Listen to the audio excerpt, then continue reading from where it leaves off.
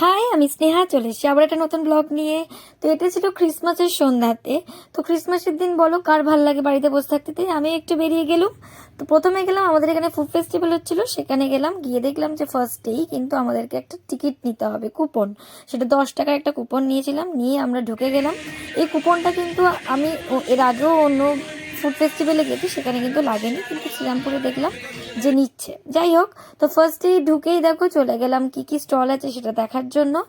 তো এখানে সবকিছু মাছেরই আইটেম ছিল, মানে সবকিছু ভেটকি মাছেরই আইটেম ছিল। আর এখানে ছিল চিকেন এবং ফিশ সবেরই কাবাব ছিল, বিভিন্ন রকমের হারিয়ালি কাবাব এবং যত রকমের কাবাব হয়।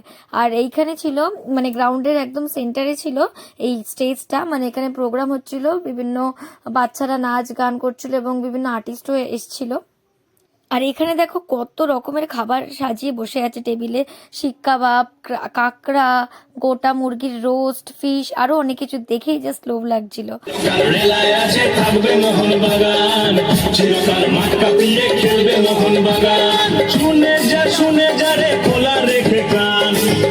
তো কিছুক্ষণ দাঁড়িয়ে মোহনবাগান আর ইস্ট বেঙ্গলের একটা তর্ক বিতর্ক নাচ দেখলাম, তারপরে চলে এলাম ফুচকাওয়ালা থেকে। দেখো ফুচকা, কত রকমের ফুচকা হয় বাপরে, আমি সত্যি কখনো টেস্ট করিনি, কারণ আমার তো বাবা জল ফুচকাটাই বেস্ট লাগে। আর এখানে দেখো আবারও ভেটকির অনেক রকম আইটেম ছিল। অ্যাকচুয়ালি ওটা ছিল দীঘার, এটা ছিল মানে বকখালি, এরকম বিভিন্ন স্টল দিয়েছিল বিভিন্ন। আর এইটা দেখো, এই আইটেমটা আমার কাছে নতুন লাগলো, মানে নতুন দেখেছি। এটা হচ্ছে হট ল্যাবানিজ বলে লেখা ছিল।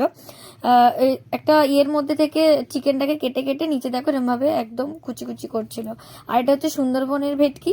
এর আগে দীঘা আর বকখালি দেখালাম, এবার সুন্দরবনের ভেটকি। আর তারপরে বিভিন্ন রকম পাঁপড়ও ছিল, অনেক রকমের পাঁপড় এবং আচার, মুখরোচক সমস্ত কিছু এই স্টলটাই ছিল, বিভিন্ন রকমের। আর বাঙালিদের খাবার শেষ মিষ্টি না হলে জমে, তাই দেখো বড় বড় ল্যাংচা, মিহিদানা, সীতাভোগ, আরো অনেক কিছু ছিল, পান্তুয়া, এগুলো সব বর্ধমানের ছিল। মিহিদানা, ল্যাংচা, বেগ মিহিদানাও ছিল এখানে। তো যেখানে যা হয় ফুড ফেস্টিভ্যালে, বড় বড় যা যা ব্র্যান্ড থাকে সেখান থেকে স্টল বসায়, ভীমনাগ, সূর্যকুমার, ফেলুমোদক, এমনকি দাদা বৌদির বিরিয়ানির স্টলও এখানে দিয়েছিল। দেখতে তো ভালোই লাগছিল, ভীষণ বড় ছিল গ্রাউন্ডটা। আর সব শেষে মুখশুদ্ধির জন্য পান। দেখো পান যে এত রকমের হয়, সত্যি আমি কিন্তু এই দিনই জানতে পারলাম। চকলেট পান, আইস পান, আমি জানতাম পান 2 রকমেরই হয়। তো যাই হোক, বেশ ভালো লাগছিল, কালারফুল লাগছিল টেবিলটার পাশে ছিল চা।